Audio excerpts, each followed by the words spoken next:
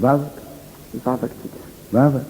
vavaka ihany. Ça, c'est notre fanafody. Io no Ça, fanafody. c'est notre espoir. Io no Ça, fanantenana. c'est les seules choses qu'on connaît ici à Jesús Mamoni. Io ny zavatra hany Si nous fantatry prions, Jesosy mamonjy. Raha mivavaky tsika, nous gagnons. sika. Si nous prions, Raha mivavaky tsika, Dieu sera à côté de nous. iaomba tsika Si nous Andriamanitra. vivons pour Dieu, Raha mivelo ao Dieu an'Andriamanitra prendra tsika, soin de nous. hikarakaratsika Comment? Andriamanitra. Amin'ny fomba Je ne manao connais pas. fantatro. Ça prend des miracles. Fa mila Et fahakakana zany. notre Dieu, c'est le Dieu des Ary miracles. Andriamanitra tsika Andriamanitra mifahakakana. On va prier ensemble. Mivavaky tsika.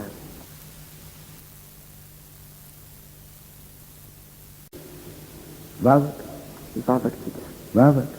Vavaka ihany. Ça, c'est notre fanafody. Io no Ça, fanafody. c'est notre espoir. Io no Ça, fanantenana. c'est les seules choses qu'on connaît ici à Jesús Mamoni. Io ny zavatra hany Si nous fantatry prions, Jesosy mamonjy. Raha mivavaky tsika, nous gagnons. sika. Si nous prions, Raha mivavaky tsika, Dieu sera à côté de nous. iaomba tsika Si nous Andriamanitra. vivons pour Dieu, Raha mivelo ao Dieu an'Andriamanitra prendra tsika, soin de nous. hikarakaratsika Comment? Andriamanitra. Amin'ny fomba Je ne manao connais pas. fantatro. Ça prend des miracles.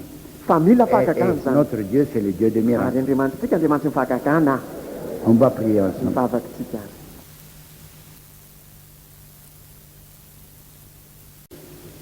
Vavaka, Mivavaky tsika. vavaka.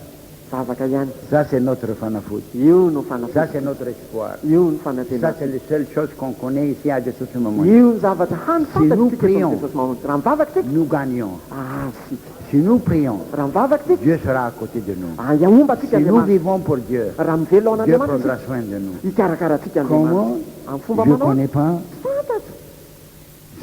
Ça prend des miracles. Fa mila Et fahakakana zany. notre Dieu, c'est le Dieu des Ary miracles. Andriamanitra tsika Andriamanitra mifahakakana. On va prier ensemble. Mivavaky tsika.